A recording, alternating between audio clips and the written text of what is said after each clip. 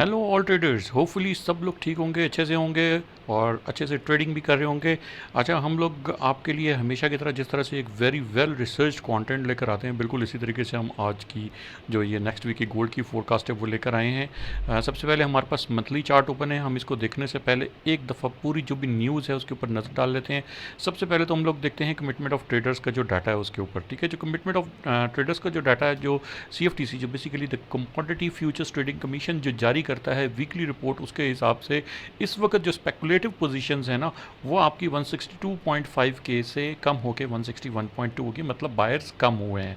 ठीक है, सबसे पहली तो ये हमने कमिटमेंट ऑफ ट्रेडर्स की न्यूज़ को देख लिया। बाकी इसके अलावा हम लोग चलते हैं जो गोल्ड की डिफरेंट जो न्यूज़ है उसके ऊपर। अच्छा, यहाँ पर अगर आप यहाँ पे देखें तो ट्रेडिंग इकोनॉमिक्स जो है, इस वेबसाइट ने बताया हुआ है कि गोल्ड जो है वो स्लिप हुआ फ्राइडे को 3200 से नीचे आया, हमने भी देखा। और ये सेम यही चीज़ जो है, इसको देखते हुए हमने आपको ऑलरेडी सिग्नल दिया था। ठीक है, ये अगर आपको यहाँ पे मैं दिखा सकूँ, ये देखें जी, ये हमारा सिग्नल है फ्राइडे वाले दिन का।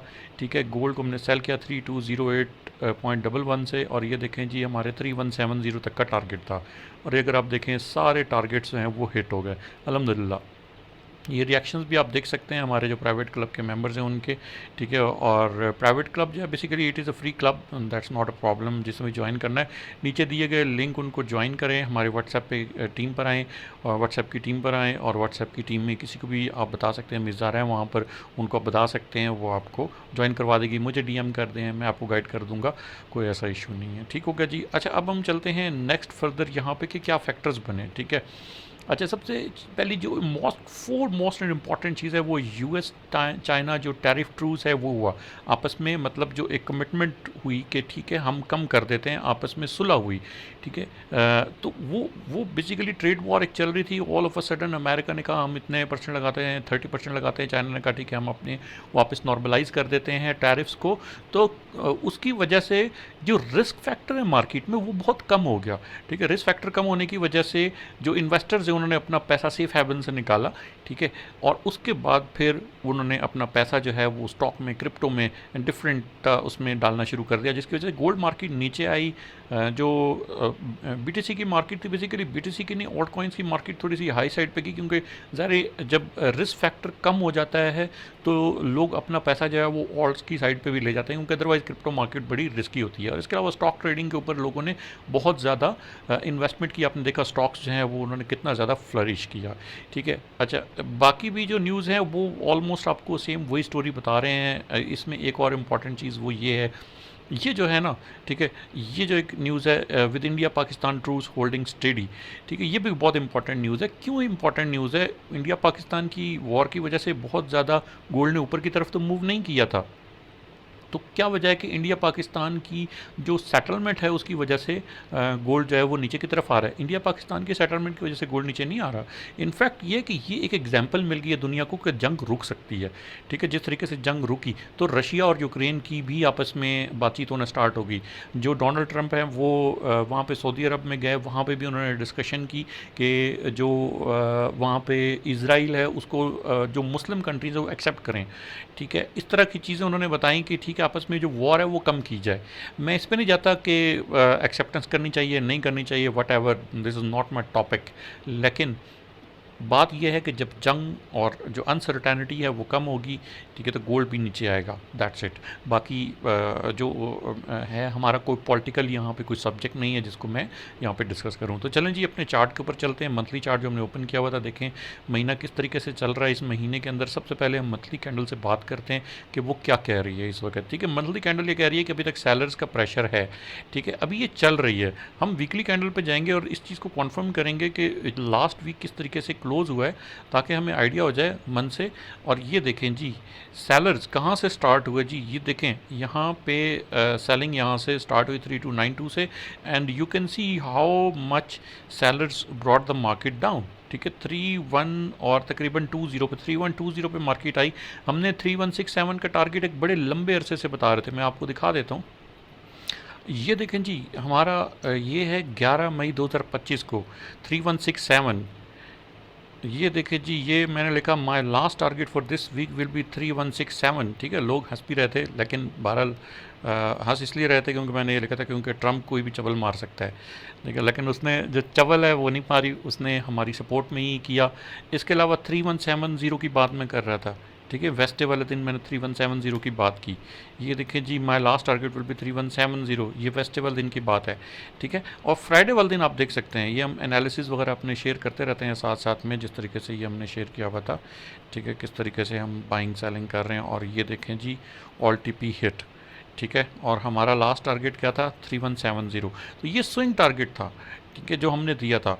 और ये देख सकते हैं 3200, तो market is that easy if you understand the fundamentals. अच्छा जी, ये हमने जब टारगेट दिया 3120 तक मार्केट आई, ठीक है, और वीकली कैंडल हमें बता रही है कि we have more sellers in the market than the buyers.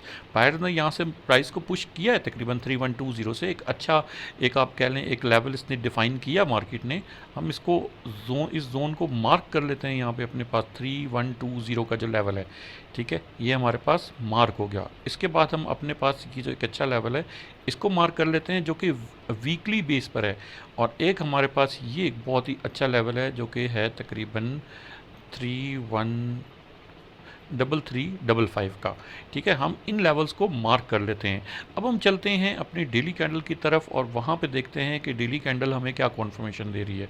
Daily candle में भी अगर आप यहाँ पे देखें तो एक बड़ा ही अच्छा एम पैटर्न बना हुआ है, ठीक है, हम इस पैटर्न को डिफ़ाइन कर लेते हैं यहाँ पे।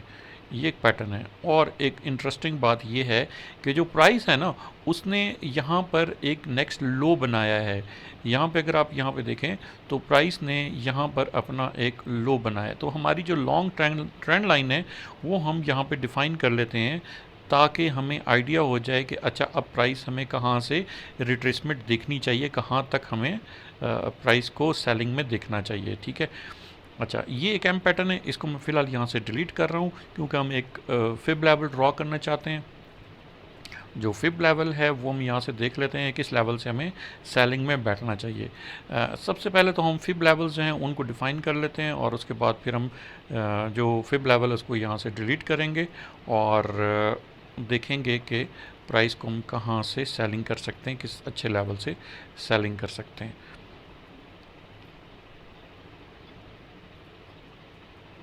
ठीक है, अब हम यहाँ से जो हमारे फिब लेवल्स हैं उनको हमने ड्रॉ कर लिया। ये जो दो फिब लेवल्स है 0.5, 0.618, ये हमारे गोल्डन जोन है और इस गोल्डन जोन को हमने मार्क कर लिया है। हमारा जो पहला सेलिंग जोन बन सकता है, क्योंकि मार्केट ने अपना एक लोअर लो बनाया जो मैंने आपको ऑलरेडी बता दिया है, तो हम अब नेक्स्ट जो है वो लोअर लो वो कहाँ तक बन सकता है वो हम अब डिफ़ाइन करेंगे, ठीक है। अच्छा, पहला जो है वो हमारा सेलिंग जोन वो तकरीबन 3285 से बनेगा। ये मैं ऑलरेडी भी जो हमारा फ्री सिग्नल ग्रुप है, कम्युनिटी है, उसमें बता चुका हूँ। कम्युनिटी का लिंक भी डिस्क्रिप्शन में दिया हुआ है, जो ज्वाइन करना चाहता है वो ज्वाइन कर सकता है। हमने ये लेवल आप लोगों को पहले से एक दफ़ा डिफाइन कर दिया था कि हम 3285 से सेलिंग करेंगे, ठीक है, लेकिन 3285 से मार्केट नहीं आई, उससे पहले सेलिंग में चलेगी। तो अभी हम still we are in the same scenario, हम यहाँ से सेलिंग करेंगे और प्राइस का नेक्स्ट लोअर लो जो है वो उसको फाइंड आउट करने की कोशिश करेंगे कि प्राइस नेक्स्ट लोअर लो कहाँ तक बना सकता है। अच्छा, हमारा जो पहला टारगेट होगा जो कि हम यहाँ से अगर प्राइस जाती है, हो सकता है अगर ये डबल बॉटम की तरफ आए तो ये 3167 का पहला टारगेट होगा और नेक्स्ट टारगेट अगर यहाँ से प्राइस गिरती है तकरीबन 3120 का। अगर प्राइस यहाँ से भी मज़ीद गिरी तो रीटेस्टिंग में हम फिर दोबारा सेलिंग में जाएंगे, लेकिन अगर तो प्राइस ने यहाँ से रीटेस्टिंग ली तो मे बी यहाँ से प्राइस तकरीबन 3200 तक भी जा सकती है, ठीक है। और यहाँ से 3200 लेवल, या अगर यहाँ से रिजेक्शन मिल गई तकरीबन 3120 से, then we will look for 3000 level. इन स्विंग की बात कर रहा हूँ मैं, ठीक है, स्विंग ट्रेडिंग की बात कर रहा हूँ। तो ये हमारा नेक्स्ट जो है वो टारगेट होगा। अगर प्राइस यहाँ से मज़ीद नीचे गिरती है, जो कि कुछ न्यूज़ आ रही हैं कि साइंटिस्ट ने डिस्कवर कर लिया कि किस तरीके से आर्टिफिशियल गोल्ड जो है उसको बिल्कुल एग्जैक्ट गोल्ड की तरह से बनाना है, मतलब गोल्ड की प्रॉपर्टीज़ के साथ, तो फिर गोल्ड स्केयर नहीं रहेगा। स्कैरसिटी होती है ना, जो कमी होती है वो कमी नहीं रहेगी देन गोल्ड के अंदर, फिर गोल्ड जो है वो बहुत ज़्यादा बहुतात में आ जाएगा। तो उस वजह से उसकी प्राइस जो है वो बहुत डंप भी कर सकती है, बहुत ज़्यादा नीचे भी गिर सकती है, फिर सिल्वर ऊपर आ जाएगा। और अभी हम यहाँ पे जो प्राइस के लेवल्स हैं उनको हमने अच्छे तरीके से एक दफ़ा देख लिया है, डिफ़ाइन कर लिया है ऑन द डेली चार्ट। अब हम चलते हैं अपने 1 आवर के चार्ट के ऊपर और इंट्राडे एंट्रीज़ देखने की कोशिश करते हैं, ठीक है। इंट्राडे एंट्रीज़ में हम यहाँ पे देख सकते हैं कि जो प्राइस है वो हमारे पास इस वक्त एक यहाँ पे एक कॉन्टीन्यूस डंप में चल रही थी, यहाँ से एक डंप में प्राइसेस चली, ठीक है। उसके बाद इस सपोर्ट को इसने टच किया and then prices went up. अब यहाँ से एक जो लो साइड है उसको टच करने के बाद प्राइस अपना एक हायर हाई वाली साइड पर जाना स्टार्ट हो गई है। तो अब क्या है कि प्राइसेस हो सकता है यहाँ से प्राइसेस जो हैं वो हायर साइड पे टच करके तकरीबन 3290, तो ये भी आपको यहाँ पे कॉन्फर्मेशन दे रहा है तकरीबन 3285 से 90 के दरमियान सेलिंग की। तो ये एक बहुत ही अच्छी एक अपॉर्चुनिटी होगी कि प्राइस यहाँ से आप इंट्राडे में सेल करें 3285 से, और फिर नेक्स्ट टारगेट का आप वेट करें जो कि पहला टारगेट होगा 3122 का। ठीक हो गया फ्रेंड्स, तो होपफुली ये सारे लेवल्स जो मैंने यहाँ पे डिफ़ाइन किए हैं गोल्ड के वो आपको अच्छे से काम में आ जाएंगे। अब हम चलते हैं अपने बीटीसी की तरफ और बीटीसी को देखते हैं कि किस तरीके से मार्केट इसमें बिहेव करेगी। अच्छा, बीटीसी के लास्ट टाइम भी हमने आपको बताया था कि बीटीसी एक कंसोलिडेशन में चल रहा है, जब ये चैनल ब्रेक करेगा तो then we will look for, ठीक है। और अभी भी अगर आप यहाँ पे देखें तो मार्केट जो है वो इस चैनल को ब्रेक करके नीचे आई, बट इसको यहाँ पे हमने जो बाइंग आपको जोन बताए थे जो कि तकरीबन हमने 103, 102 और 101 के लेवल और 1 लाख तक के जो लेवल्स है वो हमने डिफ़ाइन किए थे, वो मैं आपको शो कर देता हूँ। जी फ्रेंड्स, ये हमारे बाइंग लेवल्स हैं जो कि आप यहाँ पे देख सकते हैं, 1,03,000, 1,02,000 और 1,00,000। ये हमने यहाँ पे आप लोगों को डिफ़ाइन किया था कि अगर प्राइस यहाँ से यहाँ पे आती है तो आप अच्छी बाइंग कर सकते हैं। प्राइस को अगर आप यहाँ पे देखें तो हमारे पास तकरीबन 1,01,000 तक आई और उसके बाद प्राइस वापस ऊपर मूव कर गई। अभी भी जिन्होंने इन लेवल से बाइंग होल्ड की थी तो वो एक अच्छे प्रॉफिट में होंगे। अच्छा, अब मज़ीद जो है वो प्राइस किस तरीके से मूव कर रही है, क्या बिहेवियर दे रही है, इसका बिहेवियर जो है वो एक कंसोलिडेशन और एक सिमेट्रिकल ट्रायंगल में मूव कर रहा है, ठीक है। और जो ज़्यादातर चांसेस हैं जो कि इस वक्त एंटिसिपेशन की जा रही है वो है कि यहाँ से प्राइस जो है सिमेट्रिकल ट्रायंगल को ब्रेक कर देगा और प्राइस किसी भी टाइम पर ऑल टाइम हाई तक भी जा सकती है। उसकी कुछ रीज़न्स हैं, वो ये है कि इस वक्त जो प्राइस है वो सपोर्ट कर रही है जो चाइना और अमेरिका के अंदर जो इस वक्त ट्रूस की बात चल रही थी उसके अंदर बहुत सारी अच्छी कमिटमेंट्स हुई, डोनाल्ड ट्रंप का विजिट हुआ, बहुत सारी ऐसी चीज़ें कि इन्वेस्टर कॉन्फिडेंस वापस आ रहा है।